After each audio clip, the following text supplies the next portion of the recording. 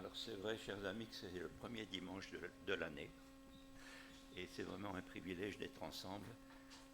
Pour ce premier dimanche, on commence du bon pied cette année et que le Seigneur vraiment puisse bénir chacun de vous et bénir aussi cette communauté, cette Église tout particulièrement pour cette nouvelle étape. Chaque année est une nouvelle étape, mais pour vous c'est une étape spéciale, je pense. Voilà, nous sommes toujours heureux avec ma femme Madeleine d'être avec vous et nous prions souvent aussi pour vous et que le Seigneur puisse vous bénir pendant cette année. Alors c'est vrai que les fêtes se succèdent depuis au moins une quinzaine de jours. Il y a eu les dimanches de l'Avent et puis Noël et puis la veille du jour de l'an, peut-être le réveillon, je ne sais pas. Et aujourd'hui, nous fêtons encore une fête qui est moins connue, mais qui est assez importante et qui est peut-être plus importante qu'il n'y paraît, c'est l'Épiphanie. Le jour officiel, c'était hier, le 6 janvier, pour l'ensemble des chrétiens, des églises chrétiennes. Mais voilà, le dimanche de l'Épiphanie, ce dimanche 7 janvier, officiellement, nous pouvons nous souvenir de cette fête et j'ai pensé nous pencher sur cette fête plus particulièrement. Vous savez que pour la plupart des gens, eh bien, c'est la fête des rois, hein, avec la galette, la fameuse galette. Il paraît qu'on en consomme presque, combien j'ai 40, presque 50 millions de galettes entre le mois de décembre et le mois de janvier. C'est quelque chose d'incroyable, typiquement français. Mais voilà, la galette, la frangipane, voilà, la fève, la couronne, etc. Là, on en parle beaucoup. Peut-être certains sont choqués que j'en parle à l'église, mais non, c'est comme ça. Et ça correspond à cette fête de l'Épiphanie aussi. Bon, cette affaire de galettes et de fèves, vous le savez sans doute, plonge ses racines assez loin, même avant notre ère, dans la société païenne romaine, où aussi les fêtes se succédaient, et depuis la fin décembre jusqu'au début janvier, pour fêter quoi? Eh bien oui, le retour de la lumière. Depuis le solstice d'hiver, autour du 21 décembre, les jours commencent à croître, c'est le retour de la lumière. Et il y avait beaucoup de fêtes ici en Occident, dans l'Empire romain, et des fêtes très populaires, comme par exemple les Saturnales, où on partageait déjà une galette avec une fève, et celui qui tirait la fève, c'était le roi d'un jour, et il pouvait demander tout ce qu'il voulait, et évidemment, les débordements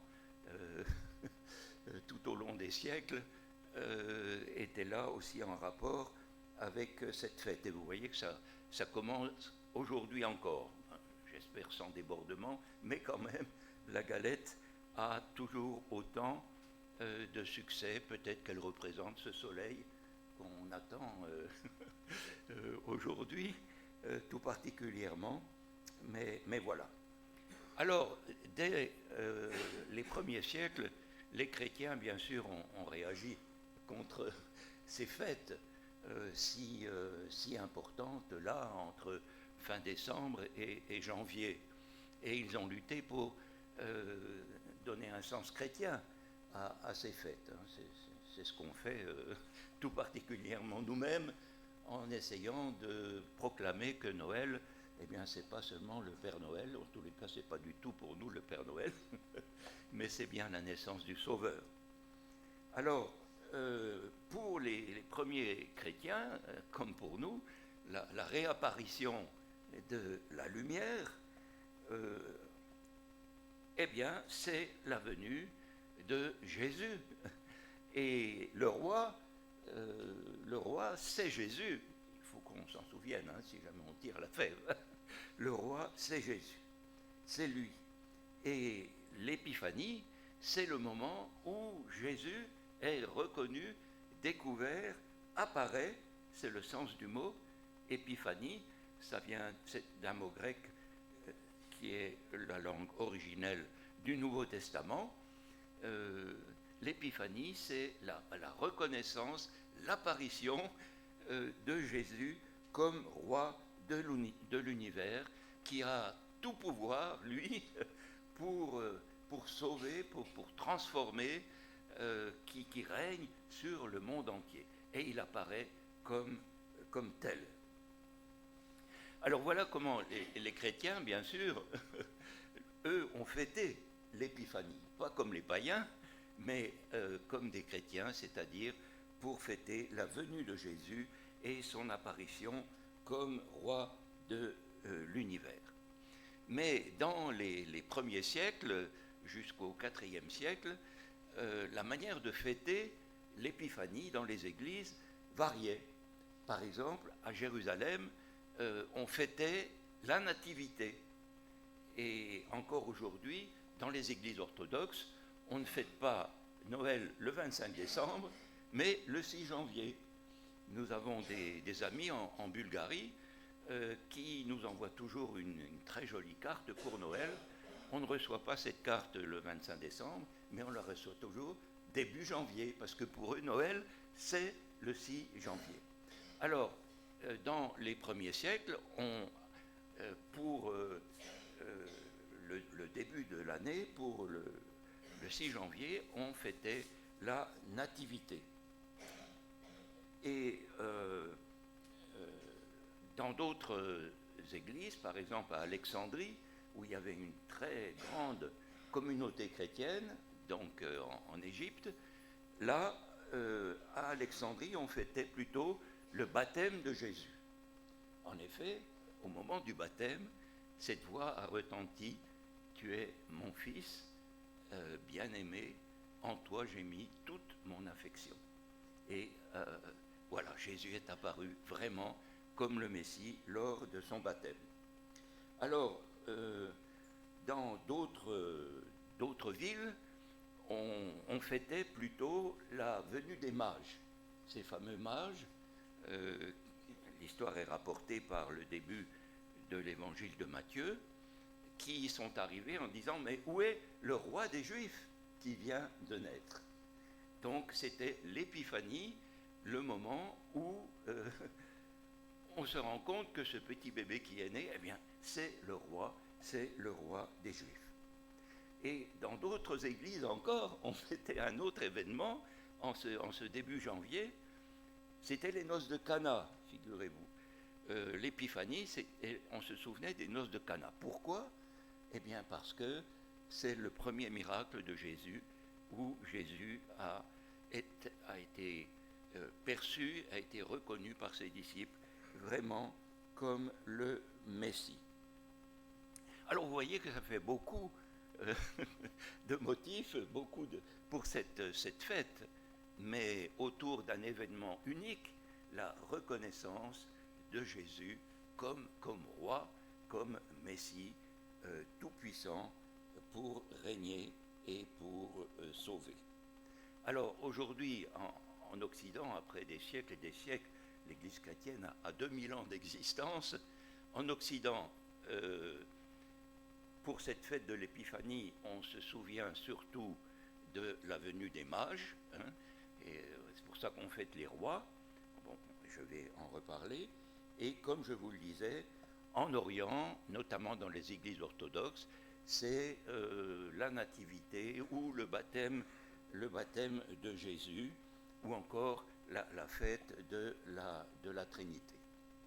Donc voilà, vous voyez que cette fête de l'Épiphanie recouvre beaucoup de choses. Alors on va reprendre un petit peu ces célébrations, pour ces différentes célébrations, pour aborder en somme ce thème de l'épiphanie, de l'apparition de Jésus comme roi, comme Messie. Alors, je vais commencer par les noces de Cana, c'est ça qui nous paraît le plus lointain, en rapport avec l'épiphanie. Vous vous souvenez, des noces de Cana, un grand mariage. Jésus est invité avec ses disciples et sa mère, et voilà, la fête se déroule, et en plein milieu de la fête, de ce festin, il n'y a plus rien à boire. Alors ça, c'est la catastrophe pour tous ceux qui ont eu la responsabilité du déroulement d'une fête de mariage. Pensez donc, plus rien à boire. Alors, vous vous souvenez, la mère de Jésus s'adresse à lui et lui dit, mais ils n'ont plus rien à boire. Ah bon?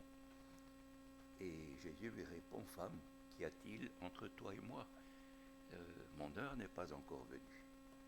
Ça nous choque un petit peu, cette prise de distance entre Jésus et sa mère.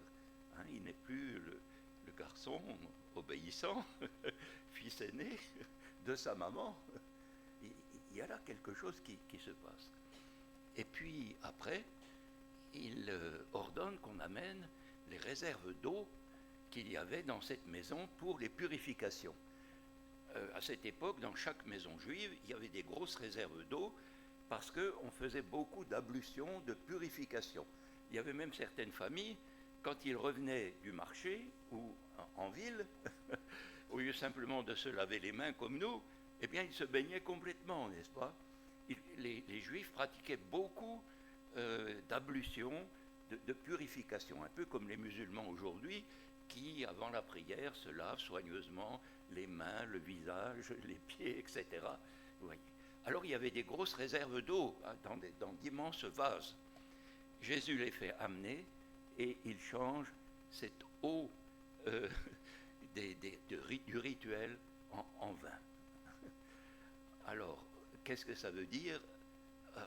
On se demande, on se pose des questions, mais il y a quand même un passage, il y a une transformation entre, voilà, les rituels juifs anciens pour les gens très, très religieux, très pieux, et puis des temps nouveaux, hein, des temps nouveaux. En tous les cas, c'est frappant de voir que l'affaire se conclut comme cela. Bon, je voudrais passer à la suite, mais ça n'a pas l'air de marcher.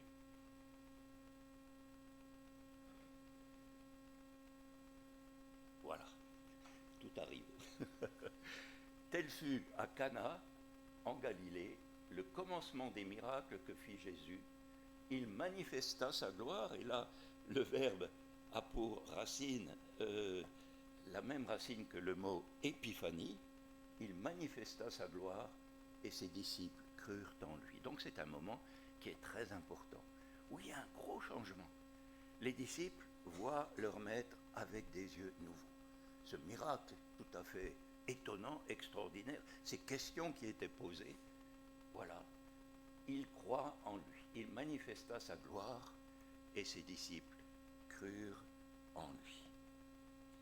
Et à la suite de ce miracle, et on peut dire que tout au long des évangiles, les miracles se sont succédés.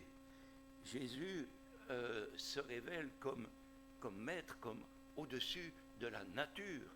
Et voyez comment aujourd'hui on se rend compte que on est comme écrasé par les éléments de la nature.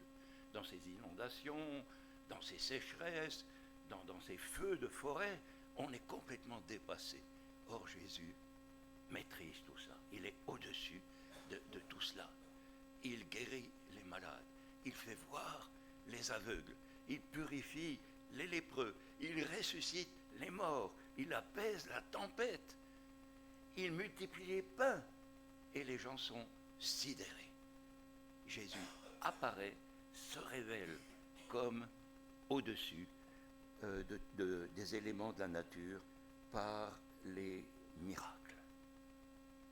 Ça, c'est une épiphanie. Peut-être que certains d'entre nous ont bénéficié de miracles. Ça ne serait pas étonnant. Une guérison miraculeuse. Une délivrance miraculeuse de l'alcool ou d'une autre addiction, que sais-je encore. C'est un grand privilège de pouvoir bénéficier d'un miracle. Et c'est à ce moment-là que Jésus nous apparaît vraiment tel qu'il est dans toute sa puissance. C'est une épiphanie. Alors, d'autres églises fêtaient, lors de l'épiphanie, nous l'avons dit, le baptême de Jésus. Alors, ce baptême est tout au début du ministère de Jésus.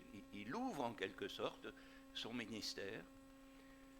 Il est rapporté dans un texte très sobre, mais qui est imposant, qui évoque une scène tout à fait impressionnante. Au moment où il sort de l'eau, le Saint-Esprit, comme une colombe, vient sur lui. Et une voix retentit du ciel. Sans doute qu'il y avait beaucoup qui ont assisté à cette scène, puisque Jean-Baptiste rassemblait des foules pour se faire baptiser. Et tous ces gens entendent cette voix du ciel. Celui-ci est mon Fils bien-aimé, en qui j'ai mis toute mon affection. Et ça, c'est bien une épiphanie. C'est-à-dire, Jésus apparaît pas seulement comme cet homme, comme tous les autres qui sort de l'eau tout dégoulinant d'eau, de l'eau du Jourdain, mais il apparaît comme celui qui est tout particulièrement aimé de Dieu, cette voix qui retentit, et en qui Dieu a mis toute son affection. Et au moment du baptême de Jésus, on a une vision trinitaire. Les églises d'Orient sont très sensibles à la Trinité, notamment à la présence de l'Esprit. On a Jésus qui est là, le Saint-Esprit qui descend et la voix du Père qui retentit. Donc vous voyez, le jour de la fête de l'Épiphanie, ces églises orthodoxes fêtent encore souvent aussi la Trinité, tout particulièrement, et puis le baptême de Jésus. Tu es celui que j'aime particulièrement. Et on voit que le ciment de la Trinité, c'est l'amour. L'amour entre le Père et le Fils, et le Saint-Esprit qui est là aussi, qui descend. L'amour, l'affection, l'approbation. Certaines traductions disent tu es celui qui fait ma joie, tu es celui en qui j'ai pris plaisir, objet de toute mon affection. Et c'est un écho du psaume 2. Je le dis aujourd'hui, tu es mon fils. Ça retentit dans le psaume 2. Et puis aussi dans le livre d'Ésaïe, au début du chapitre 42, c'est le premier chant du serviteur. Ce sont des textes magnifiques. Et ce début du chapitre 42 évoque mon élu en qui j'ai pris plaisir, mon esprit est sur lui. Vous voyez, pour ceux qui connaissaient les Écritures de l'Ancien Testament, quelle résonance et quelle scène! C'était très très impressionnant. Ce Jésus, cet homme, est découvert comme le Christ, le Fils de Dieu, celui que Dieu a choisi. Donc ce n'est pas seulement le guérisseur, le faiseur de miracles, mais c'est vraiment le Fils de Dieu. Tout particulièrement aimé et choisi. Ça, c'est une épiphanie. C'est une épiphanie. Alors, vous vous souvenez que aussi, c'est le cas dans l'Église d'Occident, ici, tout particulièrement, le jour de l'épiphanie, on se souvient de la visite des mages. Alors, les mages, on dit que c'est les rois mages, mais le texte biblique ne dit pas du tout que c'était des rois, ni même qu'ils étaient 3, ils étaient peut-être seulement 2 ou 10, moi je ne sais pas, mais quand même ce sont des personnages mystérieux. Bon, je ne vais pas rappeler le texte parce qu'on le connaît par cœur, on l'a assez entendu pendant cette période de Noël, mais voilà, ces personnages mystérieux arrivent à Jérusalem. Ce sont des mages d'Orient, qui viennent d'Orient. Alors, voilà, ces mages, sans doute, étaient un petit peu les ancêtres des astronomes. Ils observaient les étoiles. Et ceux qui observent les étoiles peuvent y lire beaucoup de choses. En tous les cas, eux, en observant les étoiles, ont vu une nouvelle étoile. Alors ça, c'est un événement, quand on découvre une nouvelle étoile. Et ils ont su, comment, on ne sait pas, que le roi des Juifs était né. Quelle histoire extraordinaire. Alors ils se mettent en route, et ils arrivent à Jérusalem, au bout de combien de temps, on ne sait pas. Et ils demandent, mais où est donc le roi des Juifs qui vient de naître, puisque nous avons vu son étoile en Orient, nous sommes venus depuis l'Orient pour l'adorer. Alors tout le monde est bouleversé, toute la ville est sens dessus-dessous, et particulièrement cet horrible Hérode qui était un être assez épouvantable et qui, évidemment, dès qu'il y avait un concurrent, se sentait concerné et ça devait gronder en lui. Alors on réunit les savants juifs, mais où donc le Messie doit naître? Vous vous souvenez que tout de suite ils disent, bah oui, c'est à Bethléem, comme le dit ce texte du prophète Michée. Mais ce qui est étonnant, c'est que ce sont ces mages, ces païens venus d'Orient, qui savent que le roi des Juifs, que le Messie est né. Les autres ne sont pas au courant. Et ils leur apprennent, mais ce sont seulement ces mages qui se dérangent et qui continuent pour aller voir ce Messie. En somme, les gens de Jérusalem et même Hérode ne leur ont pas fait vraiment confiance, n'ont vraiment pas cru cette histoire extraordinaire. Et bien sûr, dans la venue des mages, on voit que Jésus, là, se révèle comme le roi, pas seulement des Juifs, mais des hommes et des femmes du monde entier. Et en somme, ce qui était en semence dans l'Ancien Testament, cette dimension universelle, cette promesse faite 2000 ans avant à Abraham, tu seras une bénédiction pour toutes les familles de la terre. Cette promesse, voilà, se concrétise par la venue des mages. Et on comprend que les premiers chrétiens ont dit, c'est le moment de se souvenir de la venue des mages en cette fête de l'Épiphanie. Jésus apparaît non pas seulement comme le roi des Juifs, mais comme celui qui est reconnu comme roi par les hommes et les femmes du monde entier.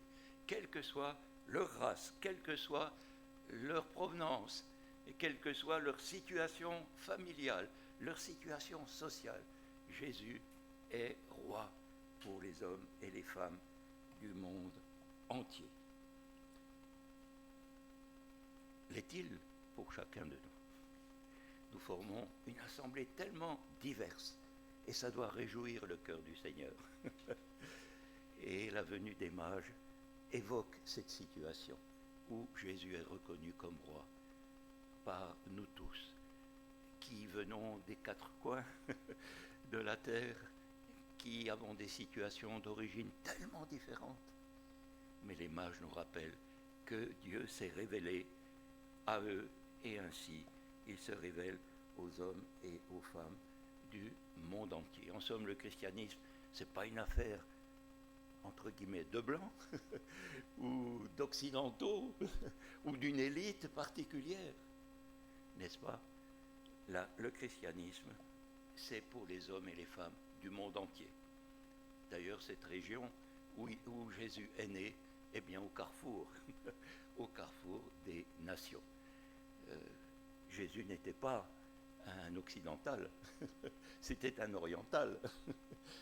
Je me souviens dans les films sur Jésus, dans ma jeunesse, on ne le voyait que de dos dans ces films, avec ses longs cheveux blonds comme ça et sa robe blanche. Heureusement, ce n'est plus le cas dans les films aujourd'hui, mais c'est tout à fait ridicule. Jésus, à mon avis, n'était pas spécialement blond, avec une belle robe blanche. Voilà, comme on le représente aujourd'hui. Donc voilà, la fête de l'Épiphanie, c'est aussi la venue des anges, et pour d'autres, eh bien, c'est la nativité. La nativité aussi, et la révélation aux bergers. Alors ce long texte, vous le connaissez par cœur, on l'a suffisamment lu à Noël, mais c'est tellement extraordinaire que ce sont des bergers les gens méprisés, vous savez, bon, pour ceux qui sont de la campagne, vous savez qui on envoie pour aller garder les vaches ou aller garder les moutons. C'est pas le père de famille. Ce sont les enfants ou bien le plus bas des serviteurs, etc. Ce sont ces bergers qui ont eu cette révélation, n'est-ce pas? Voilà, il vous est né un sauveur qui est le Christ, le Seigneur. L'épiphanie, Jésus apparaît comme tel, n'est-ce pas? Et ceci sera pour vous un signe. Quand on apparaît, qu'on est mis en lumière, alors il y a quelque chose de concret. Alors quel est ce signe? Comment reconnaître que quelqu'un est roi? On a vu à la télévision comment le nouveau roi Charles, le roi d'Angleterre, a été intronisé. Ce sont des cérémonies massives, extraordinaires, et aussi sont représentés le couronnement des rois de France dans la cathédrale à Reims, et même l'empereur, n'est-ce pas, Napoléon, etc.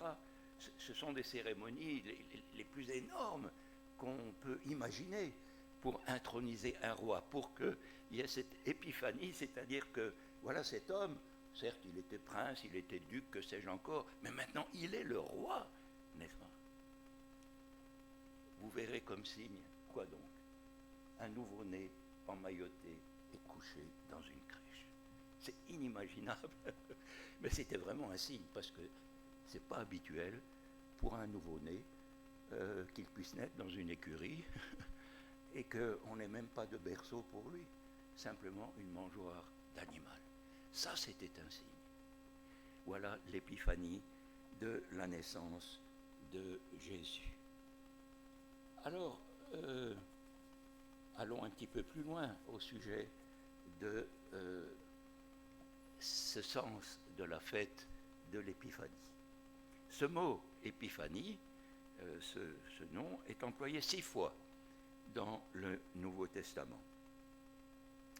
Et c'est intéressant de voir ces textes et ce qu'ils signifient, comment ils situent ce mot d'épiphanie. Eh bien, ce mot évoque la première venue de Jésus dans quelques textes. Et par exemple, dans 2 Timothée, chapitre 1, le verset 9 et 10, Paul s'exprime ainsi: c'est lui, Dieu, qui nous a sauvés, nous a adressé un saint appel, non à cause de nos œuvres, mais à cause de son propre dessein et de la grâce qui nous a été donnée en Christ Jésus avant les temps éternels. Cette grâce a été manifestée maintenant par l'épiphanie, par l'apparition de notre Sauveur, le Christ Jésus, qui a réduit à l'impuissance la mort et mis en lumière la vie et l'incorruptibilité par l'Évangile. Donc, cette première venue de Jésus est une épiphanie, une apparition. Qu'est-ce qui la caractérise? Eh bien, c'est une grâce. C'est une grâce. Reconnaître Jésus comme Sauveur, comme Seigneur, comme Roi de toute la terre, comme Tout-Puissant, si c'est une réalité pour nous, c'est une grande grâce que Dieu nous fait. Pensez donc les centaines, peut-être les milliers de gens qui ont pu voir Jésus de leurs yeux, qui ont pu assister au miracle, qui ont entendu son enseignement, mais qui n'ont pas cru en lui. Cette foule qui a crié au moment de la crucifixion, « Crucifie, crucifie-le », c'est inimaginable. Donc, reconnaître Jésus comme Sauveur, comme Tout-Puissant, comme Roi, c'est une grâce, une grâce. Cette grâce a été manifestée maintenant par l'apparition, l'épiphanie de notre Sauveur Jésus-Christ. C'est une grâce, mais aussi c'est une lumière. Il a mis en lumière la vie et l'incorruptibilité. C'est bien ce que dit le début de l'évangile de Jean, n'est-ce pas? La vie était la lumière des hommes. Et la lumière, lui, dans les ténèbres, mais les ténèbres ne l'ont pas reçu. Donc quand on rencontre le Seigneur, alors, et qu'on comprend qu'il est le Christ, qu'il est le Sauveur, la lumière paraît. D'ailleurs, c'est une image qui revient plusieurs fois dans l'Ancien Testament. L'astre qui se lève, n'est-ce pas?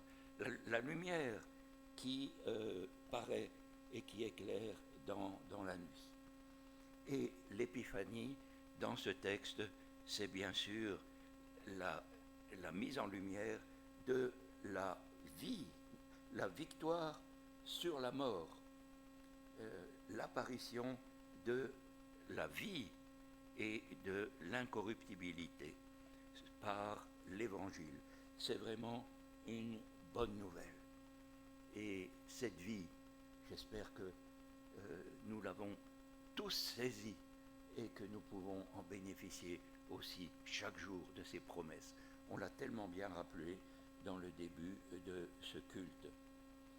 Alors voilà, on n'a peut-être pas vécu de grands miracles, on n'a peut-être pas de grands miracles à raconter dans notre vie. On n'a pas des visions extraordinaires à relater.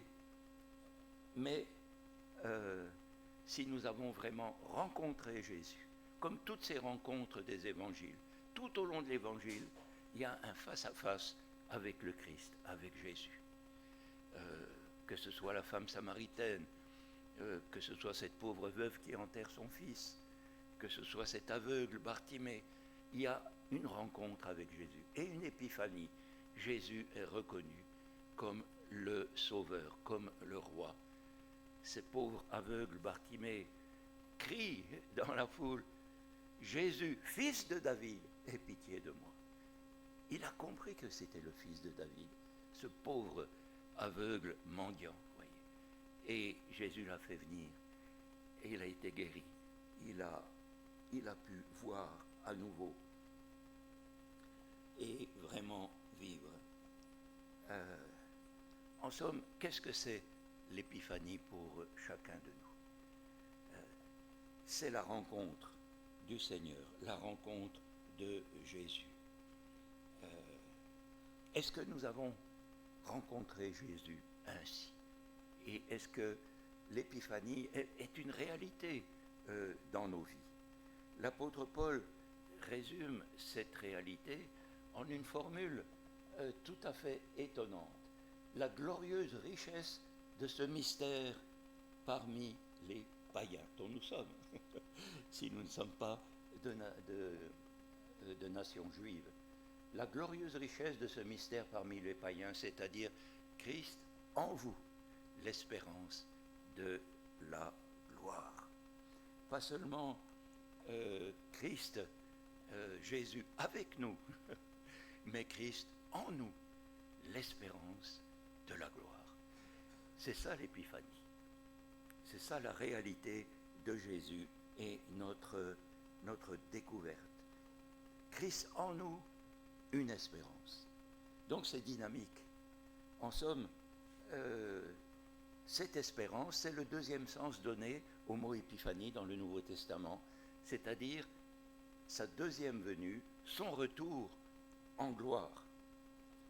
Et c'est exprimé par exemple dans ce texte un petit peu long de l'Épître à Tite au chapitre 2 et les versets 11 à 14. C'est comme un magnifique résumé de toute la foi chrétienne. La grâce de Dieu, source de salut pour tous les hommes, a été manifestée. Voilà la racine du verbe qui a donné notre mot épiphanie. Elle nous enseigne à renoncer à l'impiété, au désir de ce monde, à vivre dans le siècle présent d'une manière sensée, juste et pieuse, en attendant la bienheureuse espérance et la manifestation. C'est le mot épiphanie. La manifestation de la gloire de notre grand Dieu et Sauveur, le Christ Jésus. Il s'est donné lui-même pour nous afin de nous racheter de toute iniquité et de se faire un peuple qui lui appartienne, purifié par lui et zélé pour les œuvres bonnes. En somme, l'épiphanie, c'est d'abord le face-à-face avec le Seigneur, la rencontre où on découvre qui est Jésus. Et il nous sauve, il nous guérit, il nous transforme. Mais on ne s'arrête pas à cette première expérience. Elle se poursuit. Il faut vivre constamment cette découverte. Et là-bas, c'est cette espérance, l'espérance de la gloire de Dieu, l'espérance aussi de son retour. Et quand il reviendra, alors il se manifestera vraiment comme roi sur toute la terre. Et tel un roi, il est digne d'être servi, aimé et glorifié chaque jour de cette année qui est devant nous, parce qu'il est roi, il est tout-puissant. Alors, derrière ce mot et derrière cette fête, il y a vraiment beaucoup. C'est très lourd. Et je crois que c'était bon aussi de nous en souvenir ce matin. Que le Seigneur nous fasse la grâce, la grande grâce de le reconnaître, qu'il nous apparaisse vraiment tel qu'il est, le Seigneur du ciel et de la terre, et qu'il nous fasse la grâce aussi de vivre chaque jour de cette réalité. Christ en nous, pas seulement pour nous ou avec nous, mais Christ en nous. L'espérance de la gloire. Amen. Prions ensemble.